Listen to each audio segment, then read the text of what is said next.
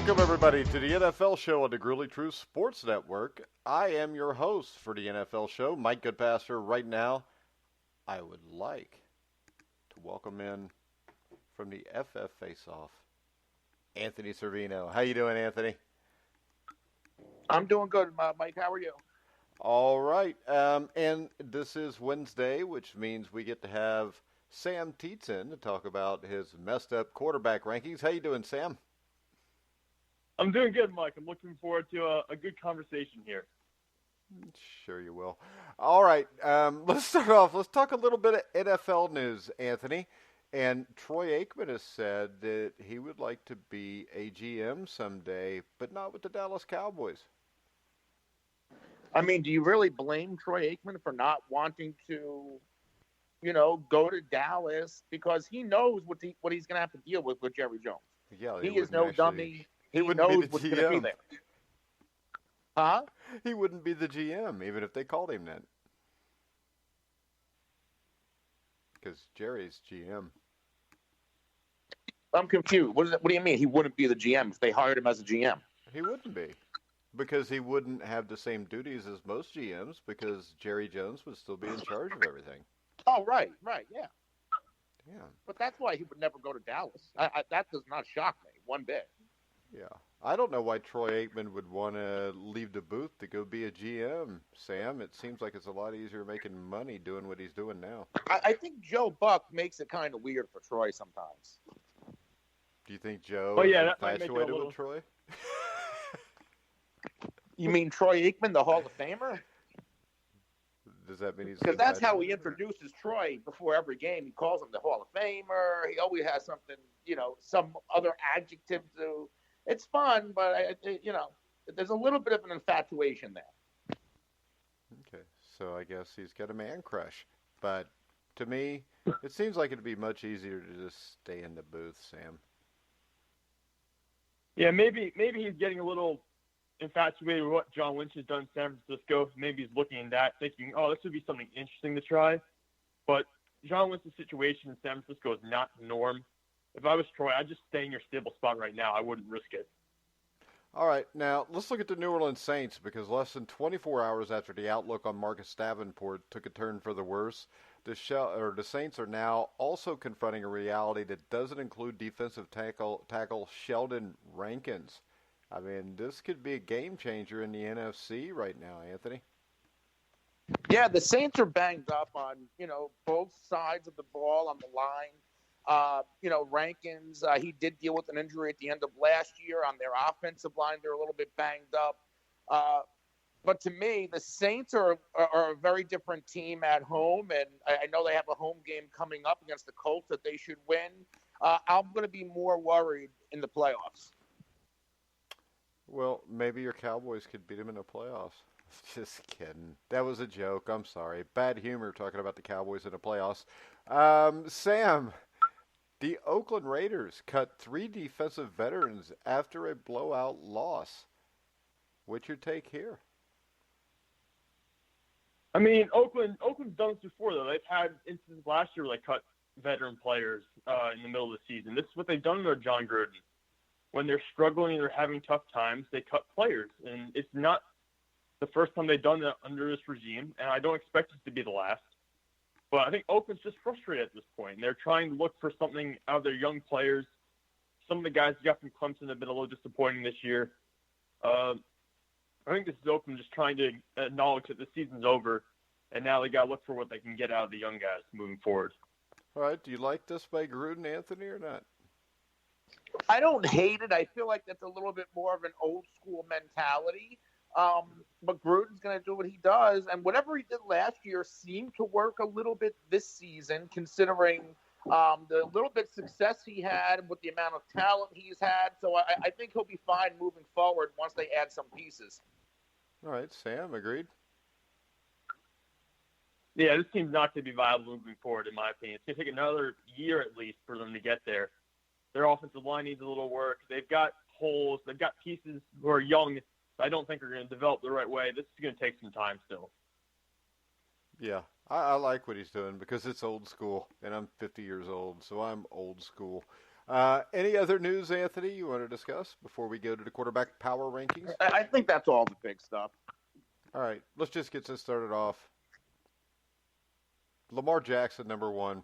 Russell Wilson, number 2. That's still stupid. I don't care how he played last week. Russell Wilson's still better than Lamar Jackson. Sam. Hey, I'm just telling you, over the last 4 weeks, it's been Lamar Jackson's game. He's got 11 touchdowns and 1 interception thrown in the last 4 weeks.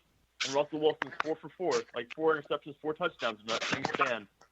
So Lamar's been hot. They just beat the Buffalo Bills. Russell Wilson's been cold. They lost to the Rams. The offense didn't do anything that game. So I'm just leaving it right there for now. All right. But Lamar did throw for his normal 145 yards. That's true. He's just weird. It's different. It's hard to analyze Lamar. It's really just weird. No, I don't think it's that hard to analyze him. You know, he's not very good in the pocket. Correct? You know, go ahead, Anthony. I saw an interesting tweet on NFL MVPs who are quarterbacks and 300-yard games. And yes, Lamar Jackson, he's the outlier because of the way he plays. But there are 2 MVPs in Steve McNair and Cam Newton, who only had 2 and 3 300-yard games apiece. Right now, Lamar Jackson has 1. So it's not like we've had prototypical quarterbacks win it all the time when you take into consideration Steve McNair and Cam.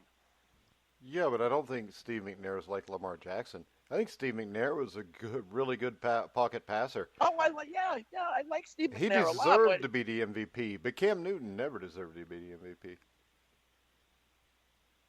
Which is the way you're going to feel when. Did you say when Lamar Jackson gets it? I said if. Oh, no, because I don't dislike Lamar Jackson. I don't like Cam Newton. I think that Cam Newton's problems are all in his head. I think that Lamar Jackson has to be one of the top 3 in this conversation. And as of right now, I wouldn't hate it if he won it. I just think Russell Wilson's a better quarterback, Sam. Yeah, I'm not going to disagree with you there. I think when teams figure Lamar Jackson out, and that will happen eventually, whether it's this season or next season, I do think he's going to have a fall off, while Russell Wilson's always going to be Russell Wilson. So we're looking at a long-term orientation over a couple of seasons. I definitely agree with you. Russell Wilson's the far better quarterback. But for the right now, I'm still sticking with Lamar Jackson. All right, number 3, Drew Brees, and you're still wrong. Number 4, Ryan Tannehill, and number 5, Patrick Mahomes. Anthony, you agree with these? 3 Brees, 4 Tannehill, 5 Mahomes. I'm going to agree. After what Drew Brees did last week against a very, very good defense of 49ers, they don't really have a running game with Kamara, and Latavius Murray's carrying the load a little bit. They have one receiver, Michael Thomas, and top tight end, Jared Cook, catches touchdown passes early, gets knocked out with concussion.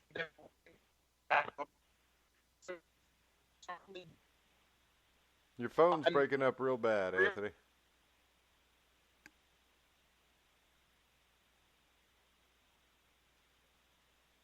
Anthony? All right, 3 through 5, Sam, I actually agree with. Yeah, I thought Tannehill deserved that jump. Tannehill's been winning, done nothing but winning since taking over that starting job in Tennessee. And that's not a super talented offense either. So I feel like Tannehill's and really... he is one of the direct reasons why they're winning. How about this? What if they continue to win and they win the rest of the games this year, headed to the end of the regular season? He wins out. He only has 1 loss. Can Ryan Tannehill be in the MVP conversation? I was about to say, yeah, if he had started the season, I think he would have been the MVP conversation. But I don't think he can get in there because even just last season, Drew Brees sitting the final week of the season kind of gave Patrick Mahomes the MVP, hands down. So I feel like even missing 1 game at this point gets held against quarterbacks and not starting the season probably would be held against Tannehill. Whether that's fair or not, I don't really know. But I think if he started the season, he should definitely have been in the MVP conversation. How about this? I think if he would have started the season, he wouldn't be in the conversation at all. I think starting the season 4 or 5 weeks in and showing everybody the difference should put him in there. Anthony, you there? Yeah, I'm here. If Tannehill wins this, if he leads the Titans to a division, Tannehill should get some heavy consideration with Lamar Jackson for MVP. So Russell Wilson doesn't even get consideration now? I mean, what? I mean, yeah, Russell's in the conversation, but we've had this conversation, you and I, before. Yeah, but you're talking about Russell a popularity Wilson just doesn't contest. get the respect. Yeah, and he never will, and it's a joke because if he ran around pointing at himself, dressing flashy and acting like an asshole, he'd probably win the trophy. But who's doing that? Is Lamar Jackson doing that? No, what I'm saying is this. The way Lamar Jackson Is Ryan plays Tannehill? gives him a huge advantage. And I don't think Ryan Tannehill's going to get in this conversation no matter what he does. But Lamar Jackson does this a different way. He is flashier when he plays because it wouldn't take much more to be flashy than Russell Wilson. To dress and flashy and act like an idiot, that was more directed at Cam Newton. But I don't know. Sam? Yeah, I agree with you on the fact I don't think Tannehill's getting in to the MVP conversation at all, no matter what he does. And you're right, Jackson running the ball around and doing this kind of stuff, for the generation that didn't watch Michael Vick play, it's totally new. So his style of play is making him stand out, and I think that kind of overrides how good of a quarterback he is. People get mesmerized by his playing style more so. So I do agree with you on that point. All right, number 6, Kirk Cousins. Number 7, Deshaun Watson. Number 8, Jimmy Garoppolo. I think Jimmy Garoppolo should be in the top 5. Sam. Yeah, I'm still a little biased against him for his poor start to the season. Early on, he was actually holding the 49ers back, I think. But now, in a couple of really big-time games, he's actually come up huge for them, which was something he wasn't doing to start the year. But now we saw New Orleans. He didn't play bad against Baltimore even last week, and then Green Bay the week before that. So he's been on a hot streak. I think he's turning in the right direction. And this is what they need for him consistently moving forward. He can't have a drop-off here late in the season. I don't think he will. Anthony? I like the order that they're in because of the way Kirk Cousins has been playing really since the first week of October. Jimmy Garoppolo's in the right spot. Yes, he's been playing great lately. Yeah, but you don't have any respect for the 49ers to begin with. No, I do have a lot of respect for the 49ers. No, you don't, because I have more respect for their running game. I just have more respect for their running game and defense. Before the Saints game, you said that you thought they had issues. Right, and the issues start with the fact that Jimmy Garoppolo turns the football over, and he's prone to do so, and he hasn't done so lately. But let's take because in his history, how about those Cardinals he's not games? prone to turn the ball over. If those Cardinals games in which he turned the ball over, if the Cardinals were a better team, the 49ers are losing those games. If they won the game. If the Cardinals were a better team. Jesus, I don't want to hear that because you're one that thinks Lamar Jackson should be at the top of the list. I watched Lamar Jackson throw 3 interceptions against the Pittsburgh Steelers, and if the Steelers' offense didn't suck so bad, they would have beat them. I mean, the Steelers are doing pretty fine right now with that offense. No, I don't want to hear that. That's a bunch of shit because their defense was not like that then. Yes, it was. Their defense has been outstanding since Minkah Fitzpatrick. Okay. I don't know. Sam, there is a huge difference between the Steelers' defense of the last month and anything before that, correct? Yeah, I mean, Pittsburgh the first 4 weeks, 5 weeks of the season was not what it is now. What do you mean, come on? I mean, hell, nobody thought Pittsburgh was defense was like that. The first game that they had Minkah, they went to San Francisco, by the way, turned Jimmy Garoppolo over a bunch of times and nearly won that game. Yeah. With your beloved 49ers. And who won the game? The 49ers. All right. But was it still the same? This only was a Mason Rudolph-led Steelers team back in week 4, whenever this was, week 3. Yeah. Well, I don't remember at that time you saying how great the Steelers' defense was. You just said that you thought they would be, and they got better. I mean, the Steelers' defense now is way in front of where it was back in Week 4. And I can tell you this. Jimmy Garoppolo is way ahead of where he was in Week 4 because Jimmy Garoppolo had sat out for an entire year. And all I can tell you is this. At the end, when Jimmy Garoppolo has the Vince Lombardi trophy, you'll have been wrong again, just like you were on Kirk Cousins. Yeah, but I've since come around on Kirk Cousins, and I always thought that Kirk you're not Cousins allowed to come around on Kirk Cousins. was a big-time quarterback. I just didn't think that he could win the big game. You didn't think he was a big-time quarterback because you said he couldn't win a big game. In his first year in Minnesota, me being a fantasy football guy last year, I was pumping him up to throw for 5,030. Yeah. But it doesn't mean he can win the big game, and he's been doing that this year. So, I'm good on Kirk Cousins now. Oh, okay. Well, I'm sure you'll be good on Jimmy Garoppolo before the season's up. I mean, I don't know how you couldn't be good on Jimmy Garoppolo. I mean, if they keep handing it to Raheem Mostert, I'll be good on Jimmy Garoppolo. Oh, that's a bunch of crap. That's what's going to keep them going. That's a bunch of crap. Absolute crap. I mean, in the Superdome against a very good New Orleans defense, you said they couldn't win if Marshawn Lattimore played. He played, and Jimmy Garoppolo was 26 for 35 for 350 yards and 4 touchdowns. But, he doesn't get any of that credit. Maybe the reason Mostert ran the ball so well is because Garoppolo was such a threat throwing the ball. Because when this score was 20-7, it looked like they were about to get blown out. It was Jimmy Garoppolo passes, which opened up the run game for Mostert.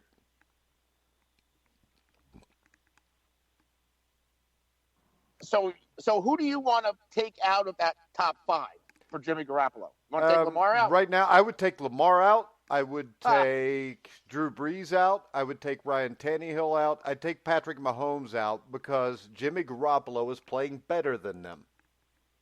You would take Ryan Tannehill out? Yeah. Right. Can you name any of his pass catchers besides the rookie? Any of these pass catchers? Yeah. Name a wide receiver not named A.J. Brown, who's their top receiver. Wait a second. Hold on. So what I've got to do is name tight wide receivers, but I'm not allowed to name their best receiver. Does that make any sense, Sam? Am I wrong here? I mean, their best receiver probably has 40 catches on the year. Okay. I get what Anthony's going for. I would say this. I would say off the top of my head, I know they got Corey Davis. Oh, you don't like Corey Davis? Big time Corey Davis. Oh, okay. You do have Derrick Henry out of the backfield. You got Dion Lewis out of the backfield. Come on. What's your point? That Ryan Tannehill, he keeps putting up numbers, and I don't even know who the hell's catching the ball for him. So the Titans' defense sucks. But what does this have to do with Ryan Tannehill's winning games and he's putting up numbers? Well, this is the thing, because when the 49ers win and Jimmy Garoppolo puts up numbers, it's Raheem Mostert. Or 2 weeks before against the Packers. Samuel. He had or he had George Kittle. Oh, Jesus. All right, so Titans, you don't think Joe Montana was any good? Walker's on IR. So you don't think Joe Montana's any good? Joe Montana? Yeah. Well, I mean, hell, he had Jerry Rice and John Taylor and Roger Craig and Tom Rathman. But that is the dumbest argument anybody can give me. Tannehill is winning with less. Yeah, and he's also playing against less teams. Let's see if Tannehill beats the Saints. Didn't Tannehill beat the Chiefs? So? And the Chiefs are supposed to be some great team? And if I remember right, the reason Tannehill beat the Chiefs is because Derrick Henry ran for 150 yards. Oh, wait, that doesn't count unless we're talking about Raheem Mostert and Jimmy Garoppolo, who you just have something against anyways. I think what you got against them is the fact that in 1981 they beat the Cowboys. In 1994 they beat the Cowboys. Well, it is. Why does everything have to go back to the Cowboys? You got 49er envy because that's how Cowboys are, because all Cowboys live in the past because there is no present and there is no future.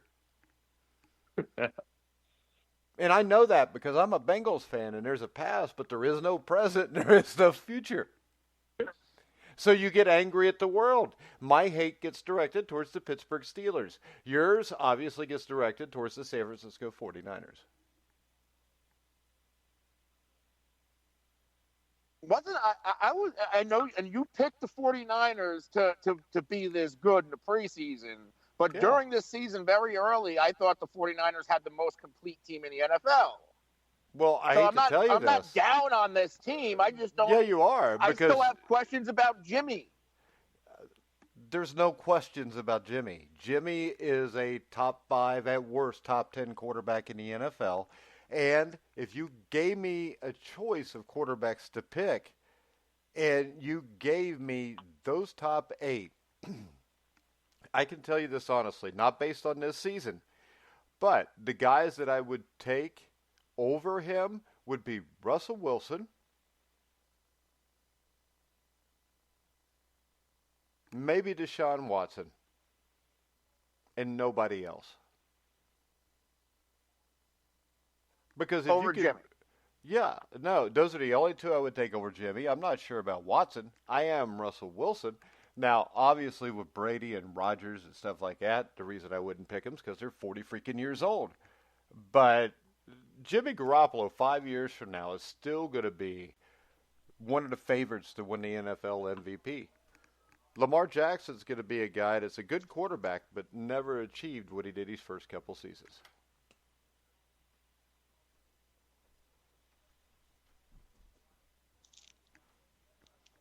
Am I nuts there, Sam?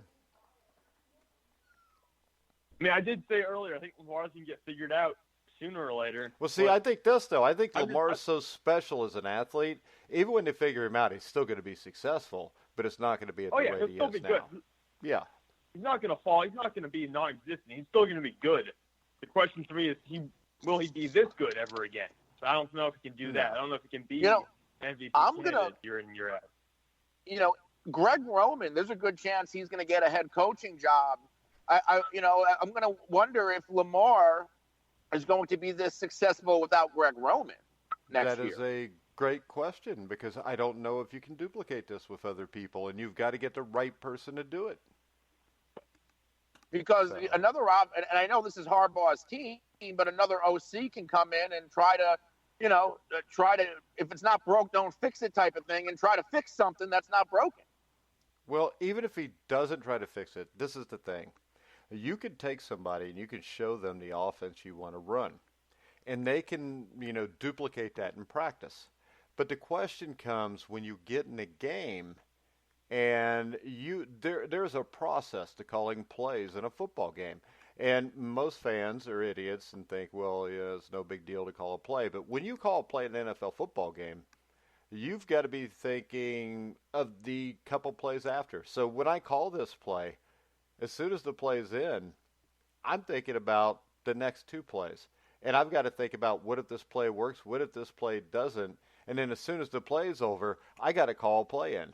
And you can have all the scheme you want, but it doesn't mean you're going to be able to call it correctly. And we've seen Baltimore, even with John Harbaugh in the past, they've had to fire offensive coordinators and defensive coordinators.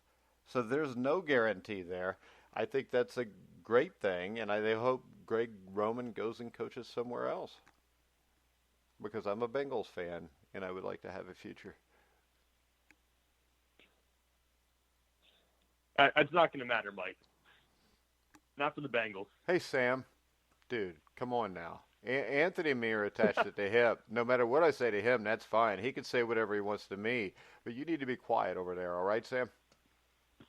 Okay, Mike. Now, if you want to attack the Dallas Cowboys, that's fine. But let's stay off the Bengals, all right? Number 9, Tom Brady. Number 10, Aaron Rodgers. 11, Dak Prescott. How in the hell is Dak Prescott still here? And, Dak, I can't blame Dak for Dallas. Like, Dallas is a problem. I don't think Dak's the issue. I think Dak's performing better than I thought he ever could, to be honest, in terms of what he's doing. He's got the most completions in the NFL, the most yardage. He's throwing more than he probably should be right now. The Cowboys have no idea what they're doing on offense. They have no identity as a team. Jason Garrett's a terrible coach, and they shouldn't make the playoffs. But I don't think that's Dak's fault, in my opinion. Anthony? I agree with what Sam is saying, where I don't put a lot of the blame or any of the blame on Dak. It goes to the defense and it goes to Jason Garrett. Let me ask you this, though. Because the one thing I do know about quarterbacks is winning is a really big thing. And quarterbacks, I don't know. Sam, let me ask you this question. Quarterbacks that are really good, they have intangibles that makes them win more often than not, don't you think? Yes. So, Anthony, do you think that maybe Dak just lacks the intangibles to win close No, games? I don't. He's intangible. That didn't change. He's not Intangidak because Intangidak would lose 4 straight games. But he's not on defense.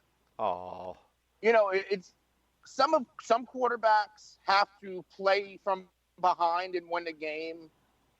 Every 3-4 weeks. This is Dak every game. really? And then now that they're opening and getting a 7-0 lead in the past 2 games, they abandon what has gotten them that lead and they want Dak to throw it. It doesn't make any sense. Nothing that they're doing in Dallas makes any sense right now. I've never seen anything like it.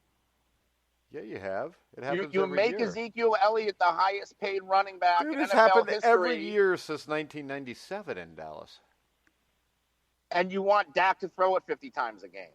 I would say that if he had the intangibles, some people have said he did, and even made up stupid little nicknames for him, that he'd figure out a way to win a couple of these games. Yeah, well, put him at defensive tackle. Make another Dak. Well, you know clone, what? Put him With at the safety. intangibles he has, you probably could.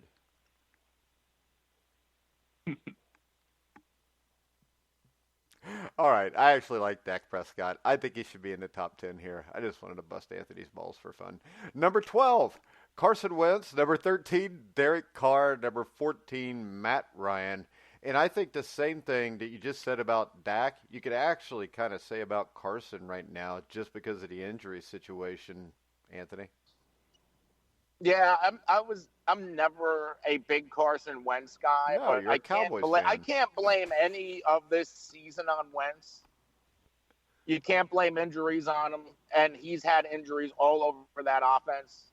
And for him to play from behind on Monday night and go into that fourth quarter and no receivers, absolutely zero receivers, and win that game, that shows how good Carson Wentz can be with a healthy team. And we even saw that back in the first 2 games with Deshaun Jackson and with Alshon Jeffrey and everybody else in the supporting cast healthy. So I think Wentz is deserving of his place right now.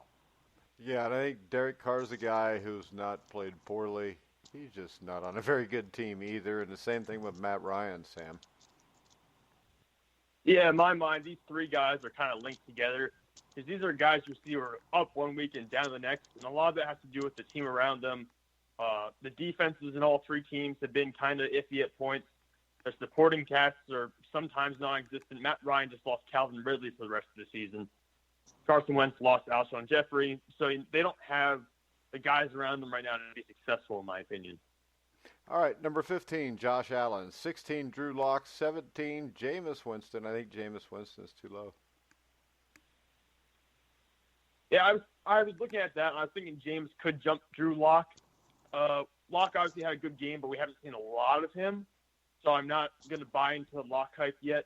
For Winston, though, it's kind of silly.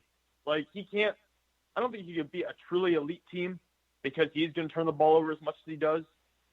He can beat a team like the Colts that are kind of average, but I don't know if he could beat like the 49ers or the Ravens with his How about playing this, style. though? Do you think maybe it helps out the turnover situation if they get him an offensive line and a running game? Because I think it would, because his interceptions to me seem to be when he's trying to make something happen, because if they're going to win, he has to make something happen. Without a doubt, I think Jameis Winston still has an NFL future after his contract runs up. I think Tampa Bay should probably bring him back if they can. The issue really is, are you talented enough or are you competent enough to put an offensive line around him? Can you draft the guys and not pick a guy like Ronald Jones and instead find a true running back to help him out? So it comes down to, can you actually put this around Winston or not? All right, Anthony, any comments on Allen, Locke, and Yeah. Winston? Which Allen? Josh? Yeah. I would put Winston higher. I would put all of them higher and drop Derek Carr back. Yeah. Possibly. I mean, Jameis Winston, this is the best and worst I've ever seen this guy play. Since week 6, every game has been a 300-yard game but one. But in that same time span, since week 6, he's had 23 total turnovers. You want to blame the line. You want to blame a lack of running game. I mean, Ronald Jones was benched because he can't pass protect, which has been his issue since coming out of college. But I think another underlying reason why Jameis turns the ball over is what you're saying, that he has to make plays. He's playing from behind. You need to get this team a secondary. This is the worst secondary in the NFL. And I'll keep saying it. If the Buccaneers make the right moves in the defensive backfield and add an offensive lineman or two, you could be looking at a first-place team next season with Winston and with Bruce Arians. Yeah, I completely agree there. That will be a top 10 defense next year if you add a safety or two. Yeah. Yeah. If they could just make the DBs average, they would be a top defense. I agree. 18, Phillip Rivers. 19, Eli Manning. Huh. When you think about it, that is really ironic. Don't you think, Anthony? What? With these two guys back to back? Yeah, I mean, they're 18 and 19. I don't mind it. Eli, I don't even know if he had a turnover on Monday night. He didn't. Yeah, he looked really good in the first half. His throws are on point. I mean, it looked like a nostalgic Eli Manning. I don't put the loss on him because there's a lot of issues in New York. But, yeah, I'm fine. And after that cliff that at quarterback, why not put Eli up there? And same thing with Phillip Rivers, because the guy be terrible. All right, number 20, Andy Dalton.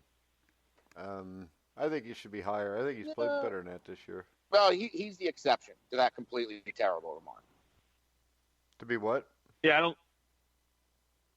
Yeah. None of this is Anthony Dalton's fault. When you watch it out, the one thing I will tell you is, even though he's only won one game this year, this game for the majority of the season, when he's been the starting quarterback, Sam, has at least looked like a competitive NFL team, just not a very good one.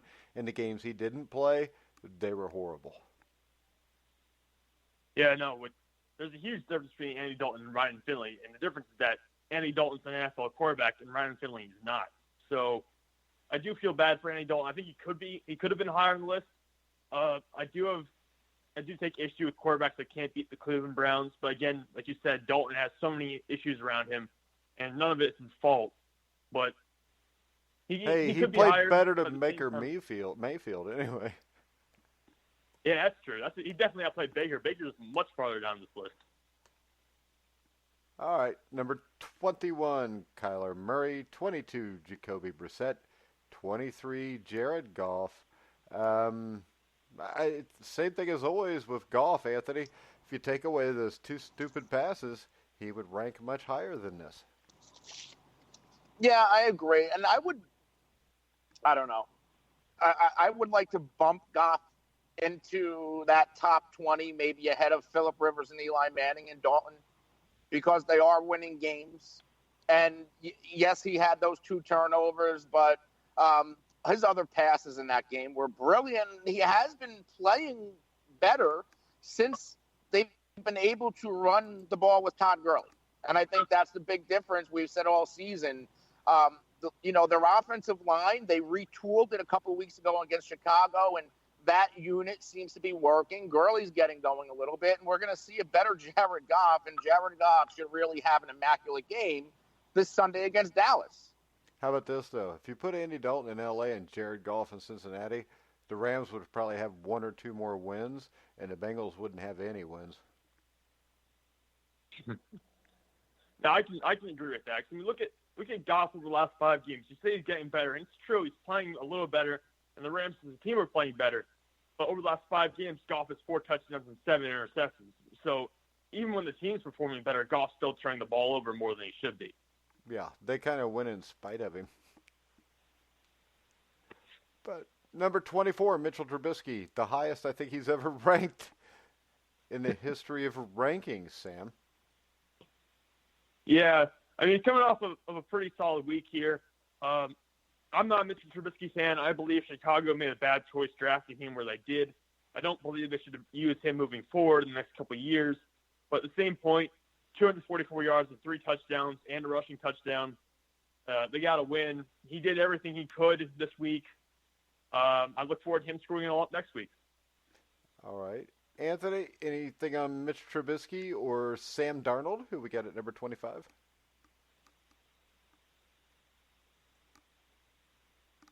Did we lose Anthony again? No, I'm here.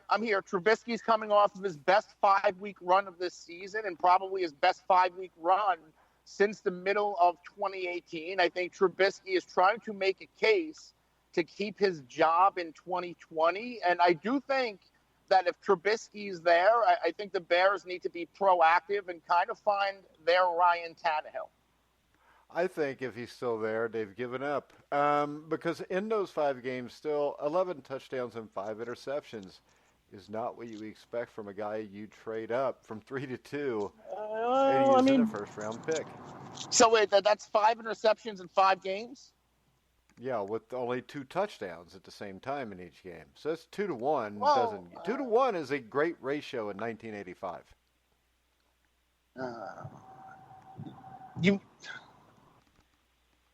And I don't Mitchell even Trubisky. I'm not even going to stir the pot. Stir the pot. Stir it. Come on. Isn't that the same ratio of one Jimmy Garoppolo?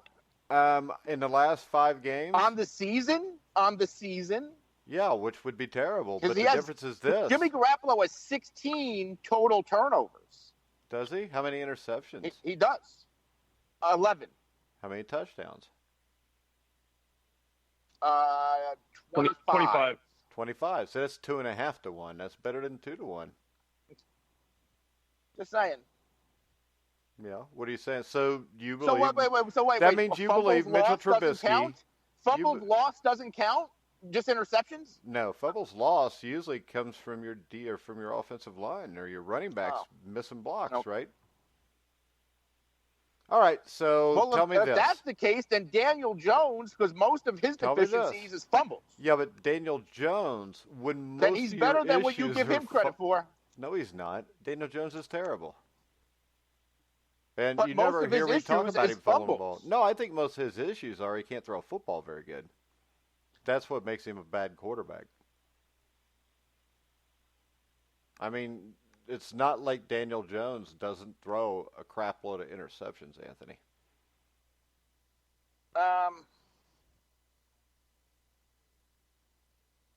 11. Jeez. Well, he has 11 interceptions and 10 fumbles lost, so. Yeah, and how many games? 11. 11 games. 21 turnovers is 2 turnovers a game. And he loses. Because still, the only stat that matters in the end is how many games you win and how many games you lose. Correct? I mean, yes. It really doesn't come down to anything else. Now we get to the superior quarterbacks. We got Ryan Fitzpatrick at 26, Kyle Allen at 27, Gardner Minshew at 28.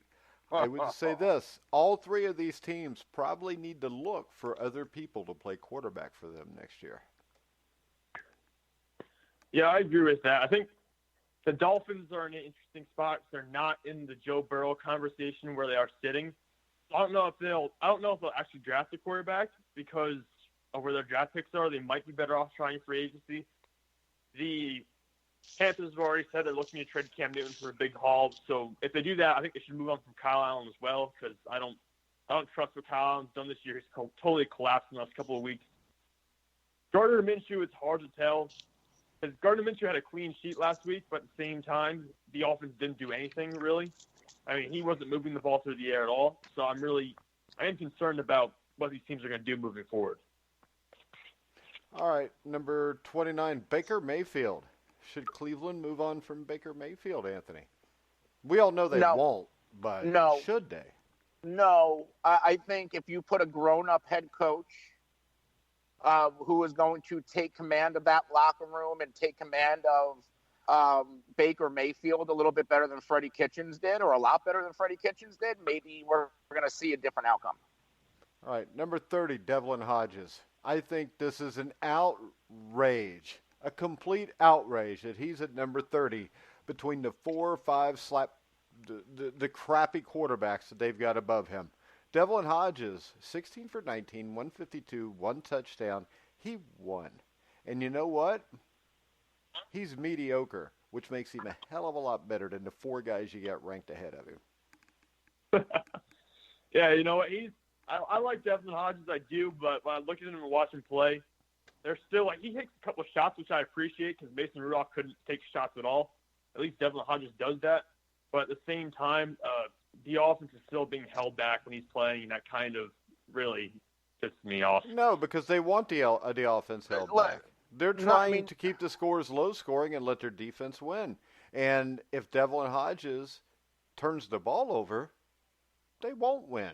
But he hasn't. He's taken care of the ball. He's managed the game, and he's made some plays at big times for this team to continue to win. Anthony?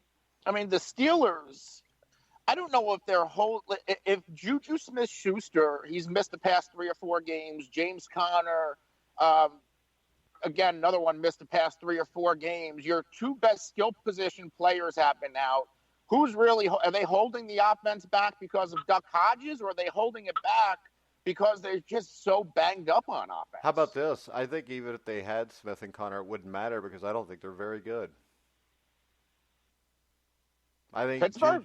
Yeah. I mean, James Conner is nothing. He's an average at best running back. He's proven that. I mean, last year... Is he better than Benny Snell? No. I don't think I think they're both just average guys. They're just guys. Juju Smith-Schuster, or whatever the hell his name is a really good number 3, possibly number 2 wide receiver on a good football team. He's not a number 1. And I think what you just said is true. If those guys are your 2 best offensive weapons, you don't have any offensive weapons, really. So the Duck has done a great job, and I think it's really disgusting that the Duck is ranked that low. Hey, I'm just being very critical, man. This is my team. I love playing. I love watching the defense and all that. That's amazing. I just wish the offense could do something to get the scoring differential up just a little bit. How about this though? If he's 16 for 19 every game the rest of this season, y'all are going to playoffs. Yeah, I'll take that honestly. If he does that, I agree. We can hold on and keep the 6th seed. All right, number 31, Dwayne Haskins. Number 32, David Blah. I think David Blah should be 31 and Haskins should be 32, but we're not going to really argue about that. I actually spent more time on that than I would care to admit because I couldn't figure out which one I wanted to put at the bottom. I was so tempted to put Haskins there, but they stayed in the game against Green Bay, so I gave him a little extra credit. Yeah, but you know what? Credit. Blah actually played pretty good against the Bears. I've never seen a game Dwayne Haskins played where I thought, man, he played pretty good. Yeah, that's a good point. Not since they beat Michigan last year. That's what I was just thinking. I was like, watching Dwayne Haskins, I'm like, I don't want to put him at 31. But at the same point, they did stay pretty close in the game. Detroit was never in the game last week, so I was like, all right, I'll put him 31. All righty. Anthony, any comment on those two? Not really. Yeah, I didn't think so. I didn't really want to talk about them either. All right. Anything else we want to discuss, guys? I guess a little bit of news about Jameis Winston that he left the game last week banged up. He was questionable, and I think he's going to play with the broken thumb, or they thought it was a broken thumb or a hand. He's going to play this week. He's trying to make some money for next year. He's got to play. That, and I'll give you this. I think Jameis Winston is a tough dude. I think he is a very talented quarterback. And like I said, I think he's been in a bad situation until Bruce Arians got there. I still think you get him a running back and a couple offensive linemen, he'll be fine. And he's better than what are you going to get in free agency that's better than Jameis Winston, Sam? Probably no one, honestly. I don't think. I mean, unless you really got Tannehill, and Tannehill was playing the same way he was right now, I don't think you could get anyone significantly better. Yeah, but how about this? Do you think Tannehill would do any better on this Bucs team with their limited No. ground game? I mean, because Tannehill's playing in a situation where the offensive line really didn't play well until he was there, but they've got parts to make a really good offensive line, and they got really good running backs. And Anthony, to your issue on what he's got to throw to, everything that he has to throw to that is below average becomes above average, or becomes average or slightly above average when you got a running back like Derrick Henry and an offensive line that can protect you. That's fair, but outside of AJ Brown's the only one. But if you look at the stat lines of these receivers, I mean, Corey Davis has been a no-show. With Mariota, with Tannehill, he's been non-existent. Really, the only thing he has right now is an AJ Brown. But I still take Jimmy Garoppolo over him. All right, guys. What? But before we go, you talked about the Dolphins, the possibility that they don't get a quarterback, and they have all these draft picks, and their head coach comes from New England. Is there a chance? I mean, New England likes to pick the pocket of your Bengals a lot. Is Dalton a fit for the Miami Dolphins if you put the right team around him? I would think this. With Andy Dalton, he's going to be 32 years old. If I'm in Miami, I put a young quarterback in there. I mean, it doesn't have to be a rookie, but I would want to put a young quarterback with a young team and let them kind of develop together over the next couple of years. Yeah. I think Dalton certainly could be a fit, but the other question is this: does Dalton want to go to Miami with a young team that's probably still a couple years away? I still think the most perfect place in the world for Andy Dalton is Pittsburgh. Oh, I love that. I do too, because he would go to Pittsburgh, he would win the division, he'd beat the Bengals twice every year, and I don't expect my team to win anyways, but for the 90% of Bengal fans that are so stupid that they think this is Andy Dalton's fault, I would find it absolutely the most ironic thing in history. And I know this. I don't know about Sam, but I think that I know what Sam thinks. Most of the people I'm friends with that are Steeler fans, and there's only a few because those people mostly are stupid. But, well, not Sam, but the 4 or 5 guys that I know that I think know a little bit about football that are Steeler fans, every one of them would love the idea of Andy Dalton being their quarterback. If Andy Dalton was their quarterback right now, they went out and they go to the playoffs, and they would be real dangerous in the playoffs with that defense. Absolutely. I would welcome Andy Dalton with open arms, honestly. Like, that's a smart move. I just admit that. That's a smart move. Yeah, but would the Bengals allow that to happen? Because it would have to be a trade. And then when you go trade-wise, what can Pittsburgh give the Bengals in trade? Because they don't have a number 1 pick because Fitzpatrick's not there. And if you're the Steelers and you give up a number 2 pick, the question has to be, if you're going to give up, a couple draft picks, whether it's 2nd and 3rd or whatever, how close do you really think you are if you're the Steelers? So if I'm giving you my 2nd round pick for Andy Dalton, I'm losing the first 2, a chance to make my team better over the first 2 picks of the draft. That means I am betting that Andy Dalton is the part that puts me over the top.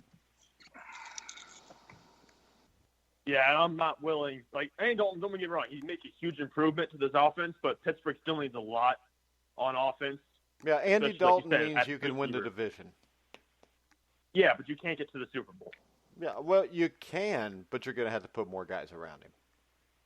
Yeah. Or do you? Wait a second, though. I mean, if you think about this, if that Pittsburgh defense is that good, that offensive line is really good. Why couldn't he take you to the Super Bowl? I mean, we watched Brad Johnson and Trent Dilfer, who neither one are half as good as Andy Dalton, go to Super Bowls and win because they had all-time great defenses and running games. I think Pittsburgh, they have the receivers. I also think that there's a chance that if you package a James Conner and a low draft pick, that they can get Le'Veon Bell back really cheap. Why would because they they were want in the Le'Veon Bell back? they wanted him back at the trade deadline. They were But why they were would you want talking to him the back? Jets about. Because this is a dude that says he's got the flu and then he's out bowling instead of playing in his football game. Well, no, the Jets told him to stay away from the rest of the team. Yeah, So because what he was Le'Veon supposed Bell to be does, sick. What Le'Veon, yes, but okay, so you can't go bowl. You can't. No. I'm sick. I No. can't go to the bowling alley. Come on. No. I don't fault Le'Veon Bell for going bowling with his family. At the job, at a job, a normal person works. If you called off work and they say, "Well, make sure you stay out of the office because you're sick, and we want you to be healthy to come back to the next day," and he is going to be healthy this and then week. your boss shows up, and when you're supposed to be so sick that we're keeping you away from the team, that you're still bowling, that's pathetic, Anthony. I'd have cut his ass. I don't know. I'd have cut his ass. Listen, the Jets want to move Le'Veon Bell. And who the hell bowls? This is 2019. If they want to 2019. unload that contract, and the Steelers say, "Hey, we'll give you James Conner, and we'll give you a 6th-round pick, 5th-round pick. You can get Le'Veon Bell back. You could get and Le'Veon bring in Bell Andy for. Dalton." I think the Steelers are a Super Bowl contender. You could get Le'Veon Bell for a 6-pack, dude. He hasn't done anything all year. He's nothing. He was a runner that would run to the line, look for an open. Don't tell me to stop. He was a running back that took a complete year off. That is not like being a defensive end that took a year off. And running backs usually have a short shelf life in the NFL anyways. And yeah, all the suspensions and time off, he's a 28-year-old and a 25-year-old body. No, he is a 28-year-old and probably a 32-year-old's body because he's played football since he was 5. Is he an upgrade over James Conner? No, not from what I've seen right now. You know why he's not? Because James Conner does what he's supposed to do. He does what he's asked. And why would you want? Because I think this is in Pittsburgh with losing Big Ben, with losing Le'Veon Bell and Antonio Brown. It was an addition by subtraction. What you took is 3 guys that really didn't want to be there, and you removed them from the situation. I don't see. The difference to me between Antonio Brown and Le'Veon Bell was Antonio Brown, he made a lot of negative noise. The only thing Le'Veon Bell did wrong, he wanted to get paid. Yeah, but unfortunately he had a contract. And he refused to play. And he kept that team from being a playoff team last year. Why would I want that back? Because maybe next year he has a great season and we go to the playoffs. And then they want it back because they see that James Conner can't stay healthy for more than 3 games. Why do I want him back? It's stupid to want him back because he turned his back on the team. His contract, I know that they wanted him back at the trade deadline. I know, and it's stupid because he made a choice that he didn't want to be there anymore.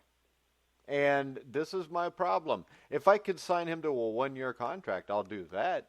But I'm not giving him 2 or 3 years because that second year, what's to say that 4 games into the season, he's not going to say, hey, I want more money or I'm not playing. Yeah, if Pittsburgh was to bring Le'Veon Bell back, he would have a lot of explaining to do. And it would not be somewhere just welcome back open one. I mean, Pittsburgh wants to win bad enough. They'll do anything to bring him back. They're going to sign him to a 1-year contract, though, because if you give him 2 or 3 years, but he's under contract he's under contract, and the Jets want to get out of that contract. Yeah, for how long is he under contract? I don't know what he signed for. I'm pretty sure he signed for a lot less than what he thought he was going to get on the open market. Yeah. So money-wise, but if he blows it up and has a great season next year, then he's going to pull the same stuff again. Yeah, he's under contract through 2022. So yes, I wouldn't deal with that. Would you deal with that, Sam? You were closer to the situation we are, but it sounds like that's something that could happen again. I think Mike Tomlin's enjoying himself coaching football for the first time in a long time because he doesn't have to deal with Le'Veon Bell and Antonio Brown and all the questions about the distractions and stuff like that. If you look at even say Le'Veon Bell, even if you say it's harmless, they went bowling. Well, guess what? The media is still talking about it today. It's still a problem. It's a distraction. Yeah. So I think it got a lot clearer in Pittsburgh when Bell was gone, when Brown's gone, and Roethlisberger's not the guy who's being supposedly being the leader of the team. I think it got a lot clearer in Pittsburgh what's going on. But at the same time, it's a question of does his potential and his skill outweigh the distraction? Now, I don't really know at this point if Le'Veon Bell's worth it. I don't think he is. I think that's all. It's all fair. You can't win with him. I mean, they had the three Bs there forever and never went to the Super Bowl once. And that was possibly the best running back, best wide receiver, and a Hall of Fame quarterback all together with a damn good offensive line. And they still couldn't win it. But of the three Bs, I think Bell was the less of all evils. But this is the thing, all right? And it's like when it comes time to vote for president, you know, you got Clinton or you got Trump. I don't like either one. And everybody would tell me, since I live in Indiana, well, you know, Trump's not as bad as Clinton. And my point is this, probably not. But the lesser of two evils is still what? Evil. Evil. Right. Why do you want evil? Evil is toxic. Evil will keep you from winning.